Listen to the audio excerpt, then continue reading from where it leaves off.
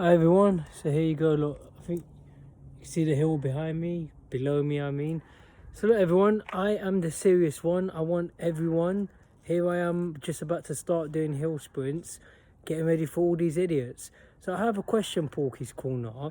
Why are you so quiet now? You got all brave when you had the security in between us. You had the matchroom security there to protect you from me. But look, I wish you well. I am not an emotional person, and listen, no hard feelings on my part. I am saying let's get in a boxing ring together. I am going to Eritrea soon, so I'm going to Eritrea, and I mean, I wish you well. I'm not an emotional person, unlike you. So the thing about a Zoom, if you really want to do a Zoom, we can do one when we get back. But I notice with you, all you do is like to talk. And if we get into a Zoom, you just want to have an emotional argument, which is not going to work on me. I want to punch you up on sight. Anywhere. Could be a car park, could be around the back of your house. I'll punch you up in front of your wife if I feel like, or ex-wife or whatever. Look, see, you're scared, honestly. You don't want it. As long as there's no matchroom security in my way, if you want to come at me in an aggressive manner, I'm not telling you what to do. But if you want to do it, I'll knock you out cold, and if you die, that's your problem, not mine. When I saw you, you looked like Lord Voldemort, honestly. You look terrible. Terrible. I mean, no wonder none of these women want to sleep with you. Is that why you keep getting these people like Ingram Jones and Dave Allen to sleep at your house? What, you trying to, what is the word, voyeur? You're trying to get them to have sex with your missus so you can watch. And that was the plan with me. And you wanted to try and sexually molest me and get me into some sort of, is that what you and her do? Bunch of disgusting swingers. I'm glad I got away from that freak show. You're a retard, and honestly, no wonder, like your little son, what's he got? Autistic or whatever he was. But as I say, yeah, you don't want anything. Honestly, you've gone all quiet. You don't want any of it, but just anytime, anywhere, let me know. I'm the one training. I'm ready. I want you. All right, I'll make it easy. If you're that scared of me, let's announce a date for me to come to Nick Smedley's gym or Mickey Theo's gym. I'll take on everyone, and then I'll take you on last. First, I'll take on Mickey Theo, then Nick Smedley, then Max, that idiot who's got more body fat than muscle. I mean, honestly, that pathetic, your little boyfriend. I mean, what did you force him to have sex with your wife in front of you? It wouldn't surprise me. Is that why you and Ingram Jones are no longer friends? I haven't spoke to Ingram, but that's probably what happened with Ingram Jones. And is that what happened with Dave Allen? You fell out with him. And what happened with the Dennis Hobson situation? But you got Max. I'll take him on as well, and we can invite the fans down. They can come. I'll spar all of you. Not one person, not any of you can take me on in a boxing ring. As soon as you lot get in there, you're gonna realize what it's really like.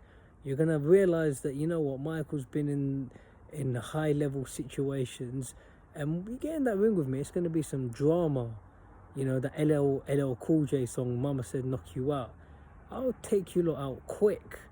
And then Porky, I'll take you on last of all. But obviously you don't want it. And try talking to me like that face to face without any security around. Terrence, I don't even care if you die now. I've lost patience.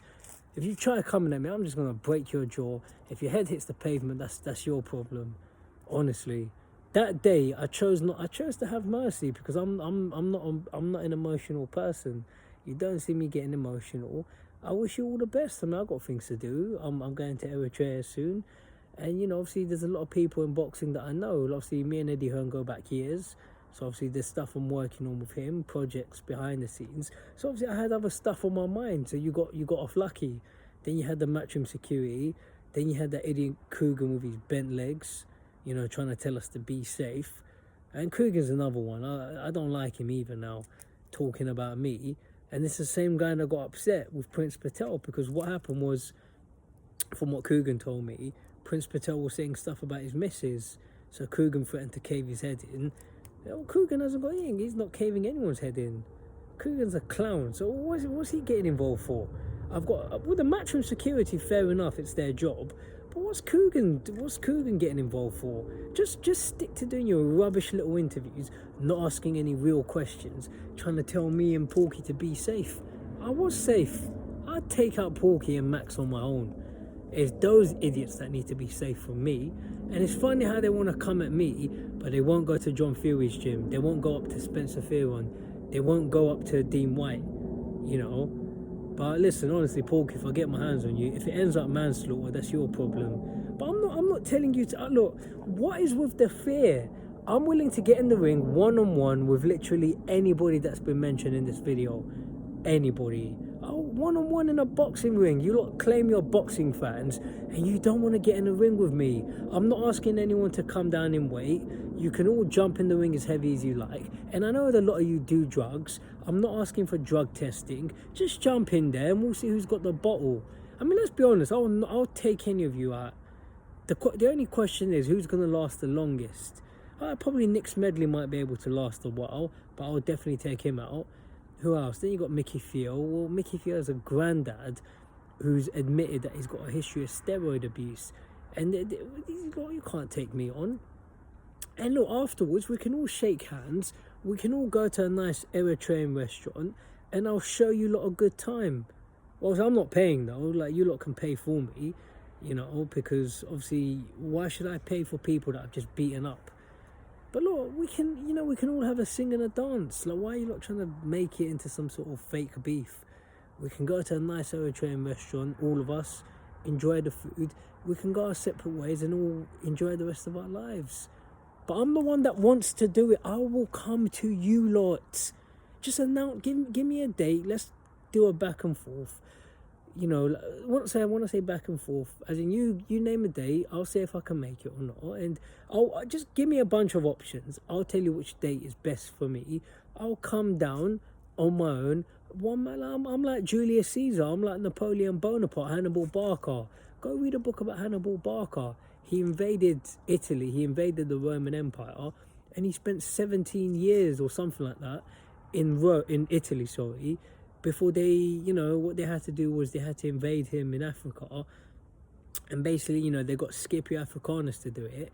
And that's what caused him to finally leave Africa. So that's what caused him to finally leave Italy and go to Africa again. You know, go back to defend the Carthaginian Empire. So I'll come to Sheffield Doncaster. I'll camp out in your gym. I'll be waiting outside your gym 5 o'clock in the morning. I'll come in. You know, like, I'm not, and you lot don't even offer me a drink, because, you know.